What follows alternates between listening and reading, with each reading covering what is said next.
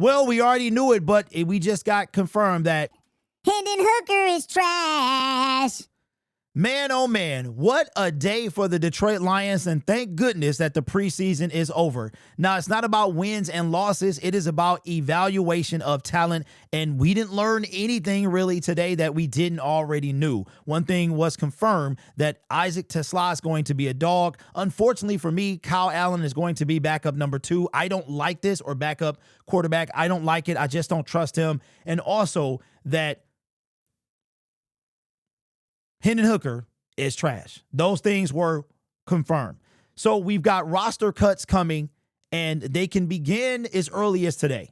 The Lions can make some moves right now, but Danny Rodgers talked to Dan Campbell, and Dan Campbell said that basically tomorrow night, him and Brad Holmes will lock themselves in a room, look at a bunch of film, and decide who goes and who stays. But I'll give you my thoughts on who goes and who stays, and what I think the Detroit Lions could do just from what I saw over the past 4. And don't forget, the Lions had some extra games, and one extra game because of the Hall of Fame game. And it's unfortunate because with Hendon Hooker and how bad he was, it was very difficult. The battle between Meeks and Lovett, you really didn't see one. As a matter of fact, I don't think either one of them had a catch.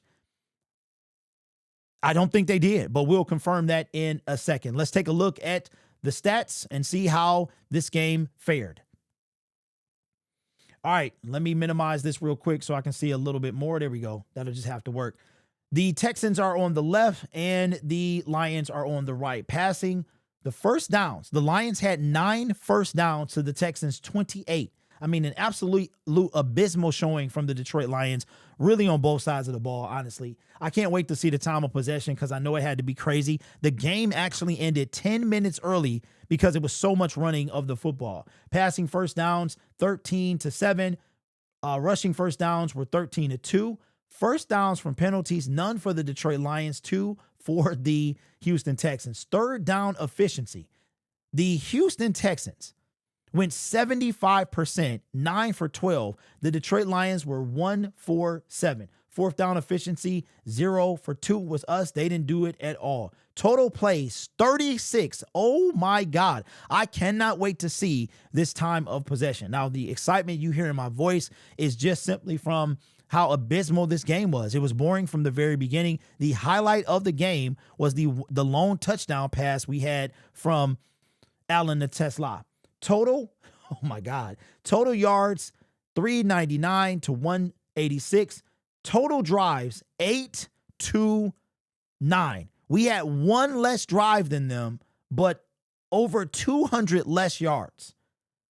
Yards per play, 5.2 to 5.6. Passing, 114 to 249.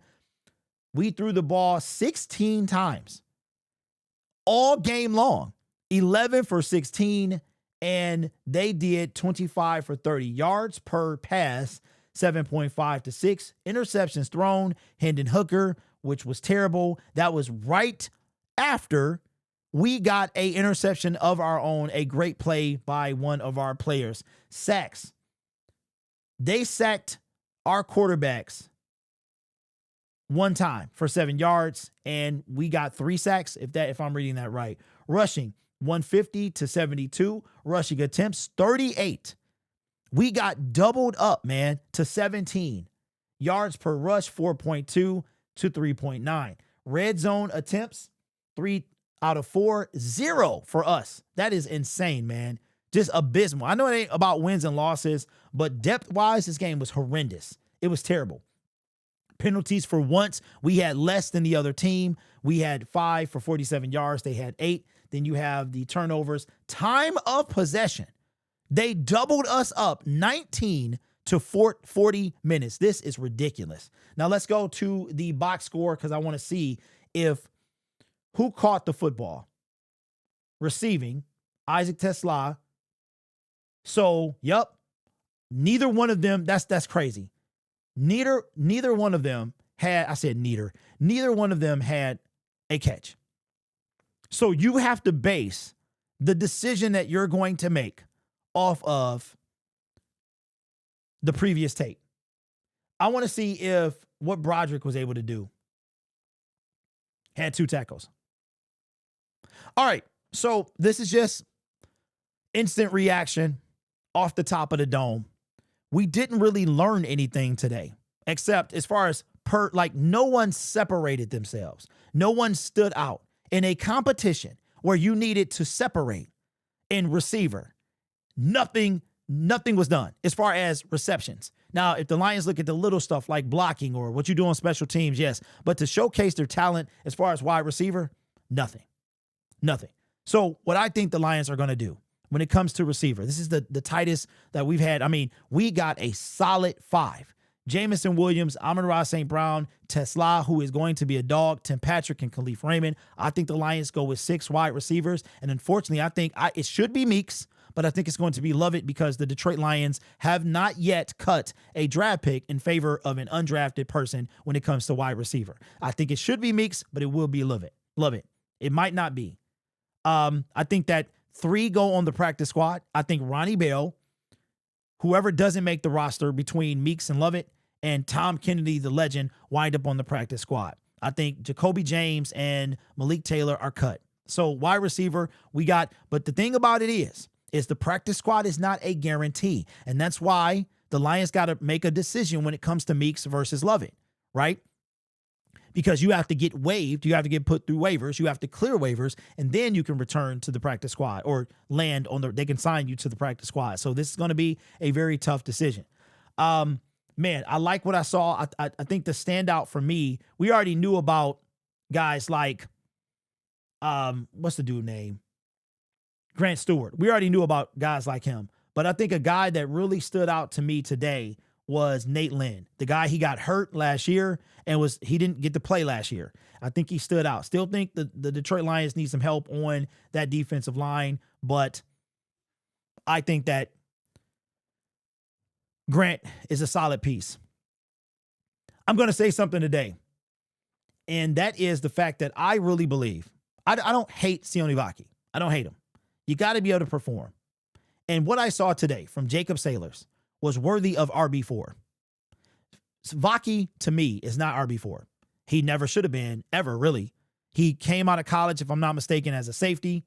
He worked out at all these different positions. He's been hurt. He got dinged up in practice. Did not play at all today. To me, he does not need RB4. But the situation is the Lions traded up for him. They're not going to waive him. Nothing that if you can keep RB4, maybe you cut down something else and you put where you. But that would mean that you would need five RBs, and that's probably not going to happen. So hopefully Jacob Sailors can clear waivers, come back to the practice squad. I do think that there'll be 2 RBs on the practice squad. Of course, we'll see some other guys as well. Broderick Martin, he's gone. I saw a play today where the play wasn't even over, and he was standing straight up. He wasn't even attempting to tackle. Then when he realized that it was still going, he kind of got involved. So he needs to go. So not a ton of standouts. Like when I say standouts, like we already knew what we were getting in Tesla. That was not a surprise. I think the biggest disappointment is Hendon Hooker. And I'm thinking that he might make the roster because think about this. In order to get on the practice squad, you have to clear waivers. So the Lions, that's what makes this interesting. The Lions are going to have their 53 people, right? They got to waive 37 and then sign 16. 21 people that were on the team today will not be on the team Wednesday in any facet, whether it's the practice squad or the 53-man roster. If you take the risk with Hendon Hooker to waive him, I truly believe there is a team out there that will claim him. They will try to help him develop, maybe a team that he fits in their system, that they have time to work and help him pass, get better at his passing. I think if you waive Hendon, I think he gets claimed. He does not return to the practice squad. That's just what I think. I could be wrong. I would love to know your thoughts in the comment section below. Today was probably one of the most boring games I think I've ever watched. Like if I didn't do content, I probably would have cut it off because it was like, what is happening? It was terrible. And I'm not even talking about the game. I mean, the evaluation, it was tough to see.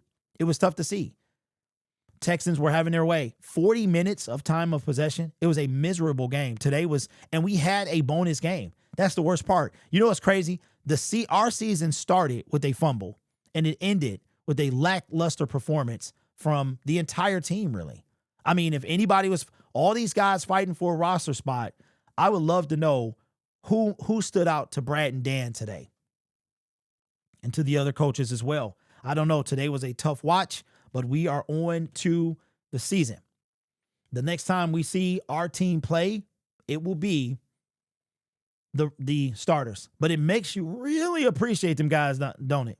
The little sprinkle in of, depth players and depth pieces with the starters. It makes you really appreciate them guys, because today was probably worse than watching a UFL game. But again, this isn't about wins and losses. It really isn't about it even being a good game. But there was no, usually the guys battling for roster spots make it an entertaining game. Did not see any of that today. So a couple things that I know for a fact should be the case.